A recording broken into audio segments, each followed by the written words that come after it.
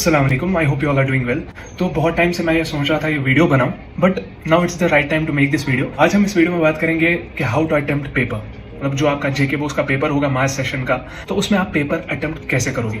तो ये 5 टिप्स है, तो इस वीडियो को एंड तक जरूर देखना, ठीक है। तो जैसे ही हम एग्जामिनेशन हॉल में जाते हैं तो उस टाइम पे आप क्या करना है वो मैं बता देता हूँ। जैसे ही आप एग्जामिनेशन हॉल में बैठे, आपके पास पेपर आया, तो पहले जो 15 मिनट्स है उनको यूटिलाइज करना है वाइजली। हमें पहले के 15 मिनट्स ही डिसाइड करेंगे कि आपका पेपर कैसा होने वाला है, वेदर अच्छा होगा या बुरा होगा, वो पहले के 15 मिनट्स ही डिसाइड करेंगे। बिकॉज उन 15 मिनट्स में आपको उस पेपर को फुल्ली एनालाइज करना पड़ता है। उसमें क्या करना पड़ता है हमें कि देखना पड़ता है कि मुझे कौन सा क्वेश्चन आता है और कौन सा क्वेश्चन नहीं आता। बिकॉज हमेशा याद रखना अपने पेपर में उस क्वेश्चन से स्टार्टिंग करना जो आपको अच्छे से आता हो। बिकॉज अगर आप पहला क्वेश्चन ऐसा लिखते हो जो आपको आधा ही आंसर आता है, जो पेपर चेक करेगा उस पर इंपैक्ट अलग ही पड़ता है, ठीक है। तो अब अगर आप ऐसा सवाल लिखो जो आपको फुल्ली आता है, जो पेपर चेक करने वाला होगा जब वो देखेगा कि पहले से ही सब कुछ चंगा है तो वो उसी हिसाब से चेकिंग भी कर लेते हैं, ठीक है। ये रही बात, 15 मिनट्स आपको अच्छे से यूटिलाइज करना है पेपर को। उसमें से देखना है मुझे कौन सा क्वेश्चन आता है, कौन सा क्वेश्चन नहीं आता है, कौन सा क्वेश्चन मुझे पहले लिखना है पेपर पे और कौन सा क्वेश्चन मुझे एंड तक रखने हैं, ठीक है। तो अब अगर हम टिप नंबर 2 की बात करें, वो है आंसर टू द पॉइंट। अब इसका मतलब क्या है? फॉर एग्जाम्पल हमारे पास पूछा है 3 नंबर का सवाल, लेकिन आप उसको आंसर लिखोगे 2 पेज पे, दैट्स नॉट फेयर, ओके।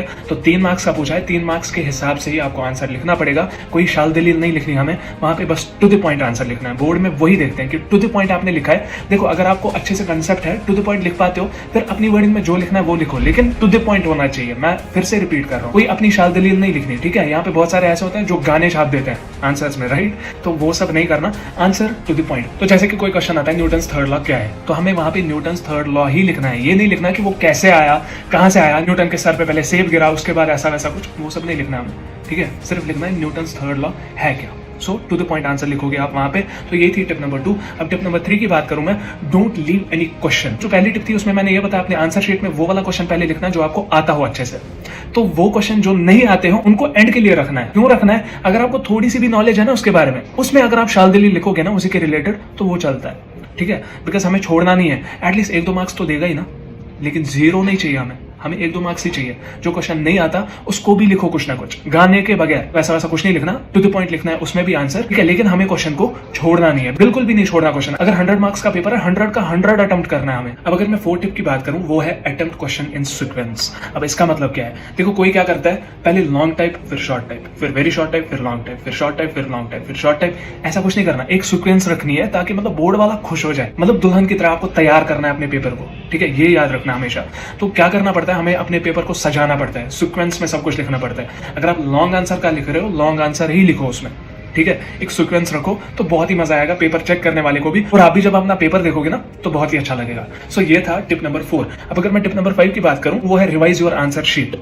मतलब मेरी तरह नहीं करना कि जब मैंने फिजिक्स का पेपर दिया था, मुझे याद है 12th का, तो मैंने टिक दिए थे, मतलब क्वेश्चंस को पेपर पे मेरी आदत थी वो टिक देना कि ये क्वेश्चन मैंने कर दिया। ये गलती भी नहीं करना, ठीक है। कुछ भी नहीं लिखना पेपर पे। अगर करोगे भी तो डॉट, थोड़ा सा छोटा सा डॉट डालना, लेकिन ये टिक वगैरह नहीं। बिकॉज जब मैंने फिजिक्स का पेपर दिया था, मैंने टिक टिक करके एक क्वेश्चन 3 मार्क्स का छूट गया था मुझसे। आई थॉट कि मैंने कर दिया। मैंने क्या किया, मैंने एट द एंड रिवाइज भी नहीं किया अपने आंसर शीट को। तो वो मेरी गलती थी, जिसकी वजह से आई स्कोर्ड 97 आउट ऑफ 100।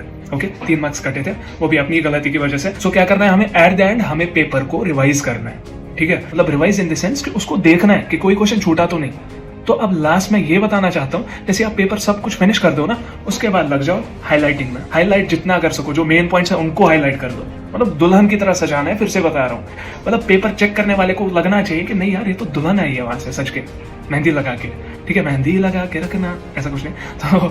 तो ऐसा कुछ हमें करना है। तो बाकी आई होप इस वीडियो से पॉजिटिव इन्फॉर्मेशन ही मिली होगी, और मतलब लग रहा होगा कि कुछ अच्छा ही बोला है मैंने। सो अगर ये वीडियो किसी भी रीजन की वजह से पसंद आई हो, give it a like and share this. इसको शेयर करो हर एक बच्चे के साथ, प्लीज। ये मेरी रिक्वेस्ट है आप सबसे। तो हर एक बच्चे के साथ शेयर करो, वो पता होनी चाहिए कैसे हमें पेपर में अटेम्प्ट करना पड़ेगा सब कुछ। तो इस वीडियो को ज्यादा से ज्यादा शेयर करें और हमारी चैनल को भी सब्सक्राइब जरूर करें, ताकि आपको लेटेस्ट अपडेट्स वगैरह मिलती रहे जेके बोस के रिलेटेड।